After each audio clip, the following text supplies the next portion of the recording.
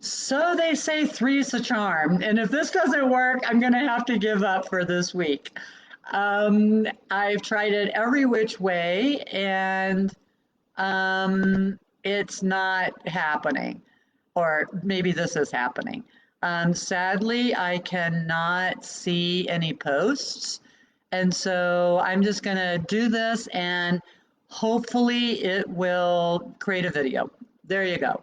So I am Diana Adkins, and I'm having a crazy day. I'm in New Mexico, and where I spent the afternoon helping somebody evacuate or helping them prepare to evacuate.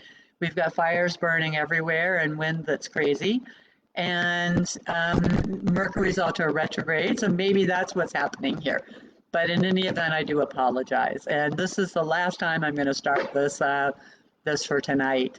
And so I wanted to talk tonight about shielding. And shielding is incredibly valuable for everyone to know how to do. I'm going to start with a story though.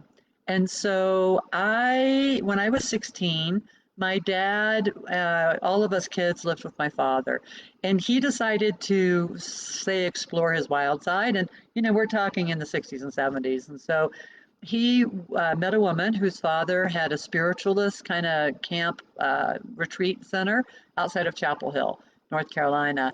And they eventually got married. But in the beginning, so dad started to realize that he was very gifted as an exorcist. And Louise was already a medium and a channeler. And so, being 16 at the time, I thought all that was way cool. And I started playing with tarot and the Ouija boards and all of that. And we had the pyramids in the living room. They were popular back then. And, the Ouija board on the coffee table and rocks full of energy everywhere around the house. And everything was okay until it wasn't. And I started to get really scared. And it turned out that I was very sensitive to a lot of this. And my dad picked up, I told him, that some things were really scaring me to death. And not only that, I was losing friends when they would come over and all the lights would flash in the house. Excuse me. And so he decided, well, you've got to fix this. And so he took me to Silva Mind Control. And there I was the first time at 16 I learned how to shield. And they used a process that's a little different, but shielding always boils down to encasing yourself in energy, like an energy bubble all around you. But with Silva Mind Control, you would imagine a beautiful rose sitting on the outside of your shield. And so you could check whether, if the rose was vibrant and blooming and all of that, everything was going well. If it was shrinking or wilting or something like that, then you needed to pay more attention to what was going on. And so shielding is a way to protect ourselves. I mean, that's why people initially use it. It's got the added benefit, though, of having you be with your energy very clearly and very cleanly. And that is really helpful. And I'm sorry, with all the smoke, I got a cough. And so everybody needs shielding at some points in their lives, because that ability to both protect yourself, but then to be with your own energy clearly and cleanly without everything in the world around you affecting you, is incredibly valuable. And it's also very helpful because I'm finding as I'm going through life, we're having almost more empaths, more sensitive people alive today, and most children are being born that way. And so, very sensitive people, I mean, by definition, they're sensitive and they're picking up energy from the whole world around them, both places and other people. And so, that most people don't have any training on how to actually deal with that or work with that. Most people are not even really aware of how much it actually can affect them. And so I know for myself, when I was in my teens and 20s, even though I knew shielding, I never understood that, like a lot of the guys I dated, I would never have dated them if I had been shielded. And what I found was I was picking up their energy, and their energy was saying, yes, you want to go out with me, or yes, you want to make out with me, or whatever was going on. And in hindsight, once I finally went through a lot of my own processes, I could see really clearly what was going on. That I would not have dated most of those guys if I had been able to be very purely and cleanly with my own energy, unaffected by the waves of lust or passion or whatever they were throwing out. And so this happens to a lot of people. It also happens when folks get angry. Let's say you've got a spouse or a partner that gets angry often. They, angry people have a tendency to throw energy along with the words and everything else that they're doing. And so often that by sensitive people, that's received and really heavy and it deeply affects them. When the truth is, it's not even your energy. It is not your energy to process. The other person's mad. You don't have to be. And so it's learning to see clearly what's mine and what's not mine.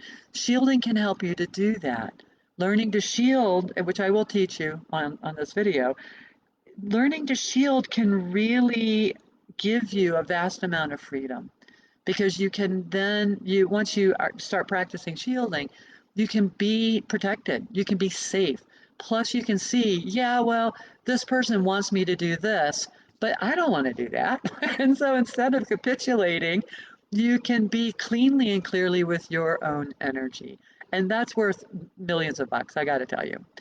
And so every single one of you, every human being, every animal as well, trees included, picks up energy.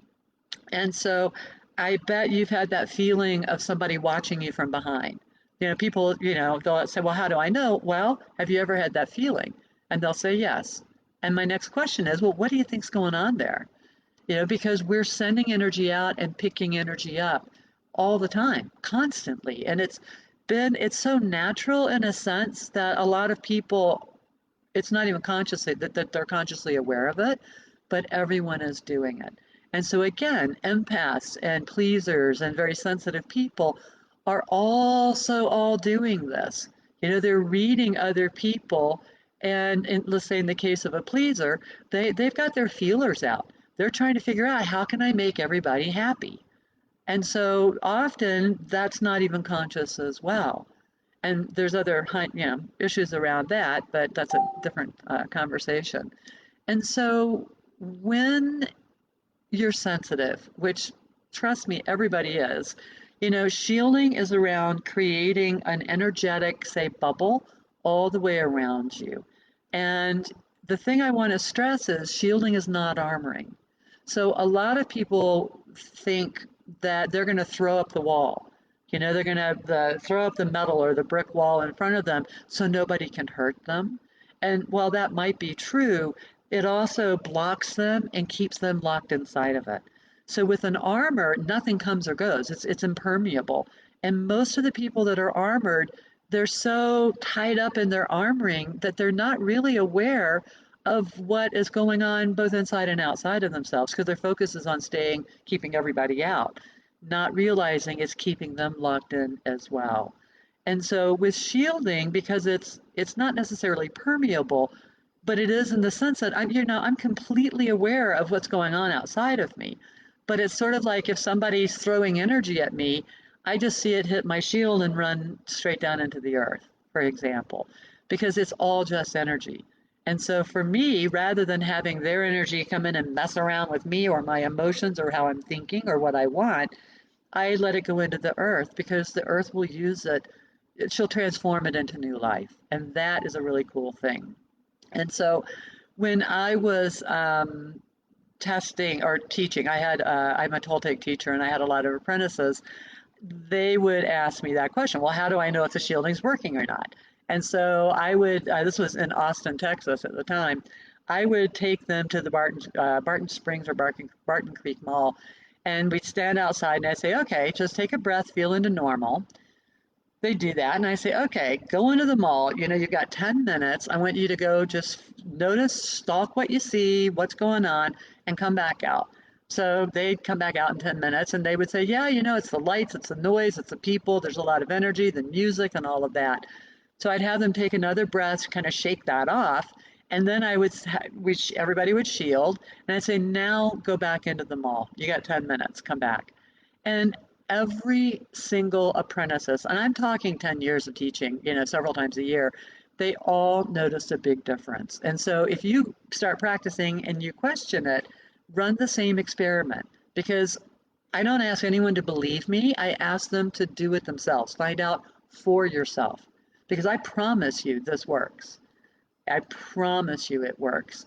And so, again, the reason to shield is that, I mean, healers shield, energy workers shield, and we're using it to protect ourselves. True, that's one reason for it. But the greatest neck and neck with that is that you're with your own energy very cleanly and clearly, very cleanly and clearly. And so let's say you're having an argument with somebody and they're throwing their energy around and you find yourself picking it up. And let's pretend this person is blaming you for something. You're not shielded at this point. And so you're sitting there thinking, oh my God, did I really do this or do that or the other? And then suddenly you realize, they're throwing energy at me, and you shield yourself. You blow all their energy off, create your shield. It gives you the opportunity to see and feel, did I do anything wrong? Am I at fault here? Do I need to apologize or stand up for myself? And until you shield, you don't have that, say, spaciousness to be clearly and cleanly with your energy. And that's the other brilliant thing about shielding. It really is that you're with your own energy very cleanly and very clearly. And so pleasers, empaths, healers, I'd say every human being out there would really benefit from shielding. And so I'm going to digress here just a second into energy. And so there's a lot of studies that have shown that our minds cannot tell the difference between real and imagined events. Okay? Our minds, our mind cannot tell the difference between what's actually happening and what we're thinking might be happening. And so this is really great when we're going to talk about shielding. It doesn't work so well if you're sitting here worrying about, and envisioning a future disaster, because your mind doesn't know the difference. So you're worrying about some future disaster, your mind thinks it's real, and suddenly your body starts pumping out, stress hormones and cortisol and all this other stuff. And so that coming into a real awareness of what's going on can be helpful. But for shielding, since our minds can't tell the difference, if you believe that it's happening, and your body is going to respond as if it were true. And that's pretty remarkable. It's got wide-ranging implications that I don't have the time to talk about tonight. And so with shielding, what we do is we bring in our imagination and what I call our will or our intent. And this is like the drive, in essence, sort of from your heart. I intend with all my, whatever I got going, that this shield is going to be created. And I've said in some of my classes, I said, in one of the Lord of the Rings movies, Gandalf is standing on this big ledge facing off this big friggin' demon, and he slams his staff down and he says, "You will not pass." And this is the kind of warrior spirit that can be helpful when you're learning a tool that is going to protect you. And so you bring your imagination into shielding, you bring your intent, your firm intent into it, and you imagine it happening. And so energy follows thought and intent. Okay, so we're working with energy when we're shielding. It follows the thoughts and intent. Whether that's the bad stuff that we're disaster mind, is creating, energy will follow that too. Or in this case, learning a new tool, learning how to actually use energy for your support and to help you. And so we imagine, well, I'm going to lead you in it, but we imagine this stuff happening and the energy moves to make it true. And besides that, your mind is thinking it's true. And so with shielding, I'm going to have you use a bubble, but you can, you can imagine throwing a cloak all the way to the floor and, up above your head. You can imagine being wrapped like a cocoon. You can imagine a bright bubble around you. You can imagine, whatever, however you'd like to do it. My support is that you don't use like heavy metals and stuff, because again, now we're looking more at armoring and you're not going to be as aware of what's going on around you. And so close your eyes, take a nice deep breath. And as you're breathing, let your body relax. And while you're relaxing, I'm just going to mention that life force energy is called prana, it's called chi, it's just called life force energy.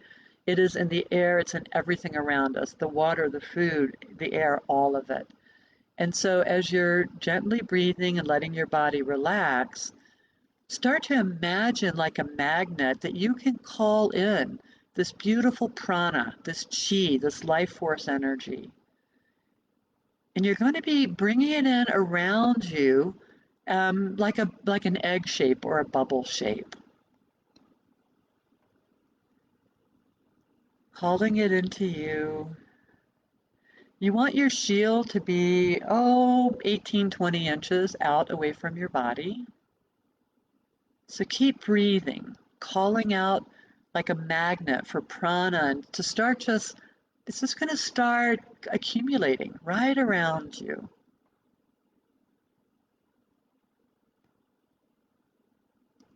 You can imagine it sort of like clear glass.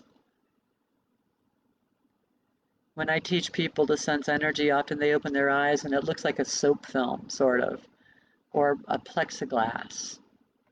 So keep breathing, allowing that energy to flow and collect all around you. You can also imagine breathing, because we're breathing prana and life force all the time. Imagine breathing it into your solar plexus and then expanding it like a sun from the inside out. You can also use that image.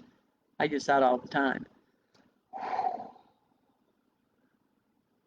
Letting the shield flow all around you. And really pay attention to above you, below your feet, behind you. Often people leave holes in their shield in the places they can't immediately see. So really focus. Imagine you're surrounded above, below, to the right, the left, the front, and the back with this beautiful, sparkly shield of energy. And make it so that it's about, a half an inch thick. That's usually enough.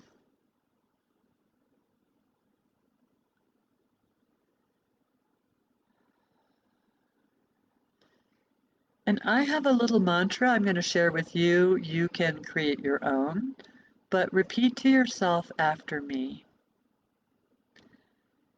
This light is my protection, for only light shall exist within it.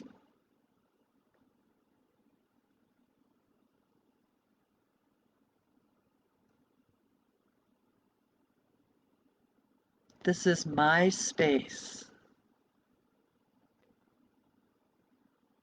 Only light shall enter it, and only light shall exist within it.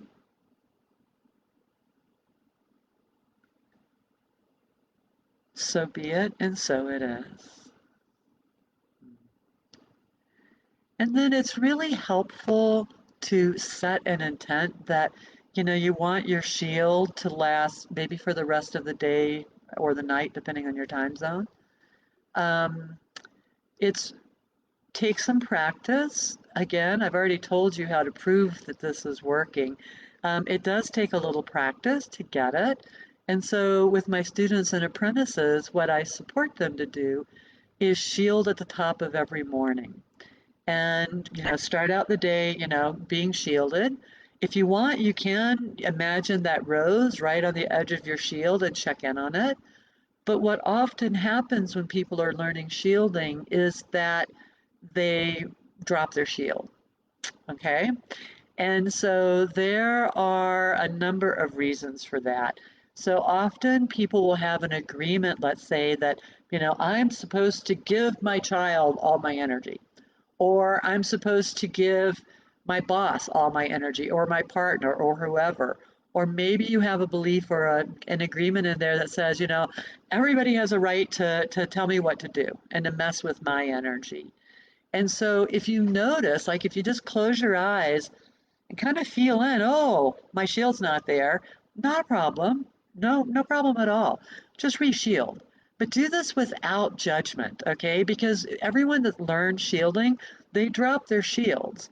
And in part because you may not be aware at all that you've got an agreement that you're not supposed to be shielded with certain people.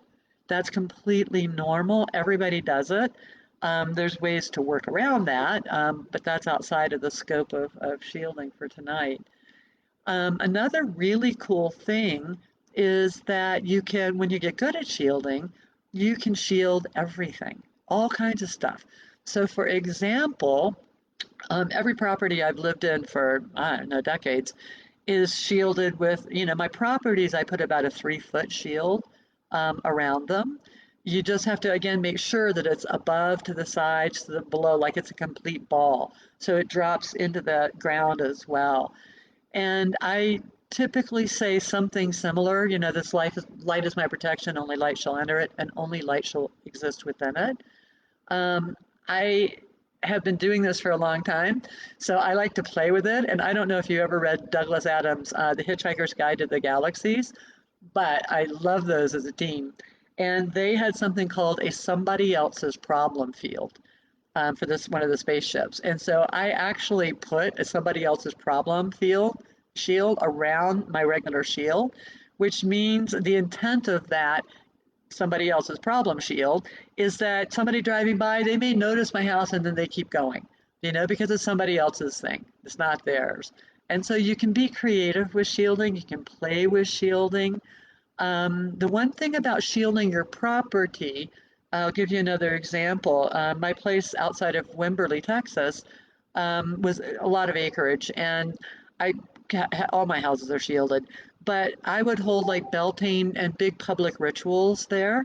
And so what I started noticing was all these people would come over for the ritual and then go home, that I would suddenly start having odd energy stuff happening around my house. So understand that your shields are great, but it's sort of like the whole vampire thing, but it's not about vampires. Is that you invite somebody in, all of their stuff comes with them. And sometimes your space might be a lot more yummy than this person's space, and so stuff will stick around. Not a problem. Just go ahead and re-shield. And when I talked about earlier about breathing your prana into your solar plexus and then imagine like a sunburst, when I do that, that's my advanced shielding, and I'm not going to lead you through all that tonight. But the short one is you breathe in, it's like an exploding sun, and as the rays of energy go out, they're pushing anything that's not yours out of your house and your property.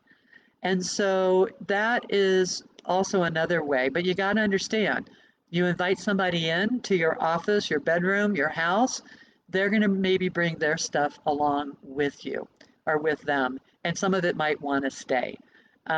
Again, no big deal. You just have to clear, do energy clearing on your house. And so I can't I can't recommend shielding more highly. I remember years ago, I thought, oh, I want to go on Oprah. And the one thing I would do was teach the whole world shielding and grounding. And so we'll save grounding for either another teacher or another wisdom and wine. And I'll just stick with shielding tonight. But again, remember, the main points are that it's not armoring, okay? That your mind cannot tell the difference between the real and imagined events.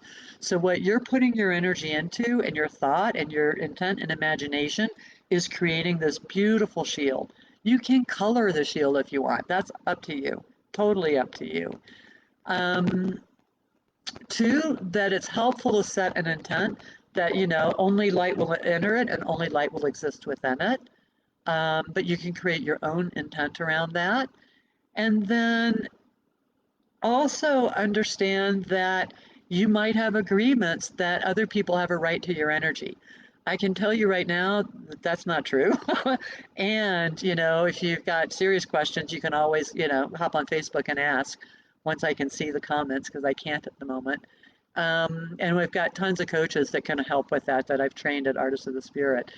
But, working with your own beliefs, because I know with a certainty of my soul, every human being has a right to their own energy. And anybody else's energy is not yours. So why do you need to mess with it?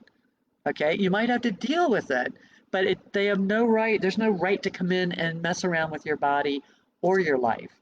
And so this is really around standing up in your own truth.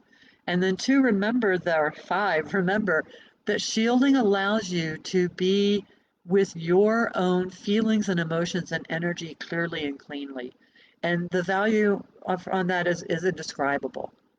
You're not swayed by every person that's, throwing energy around.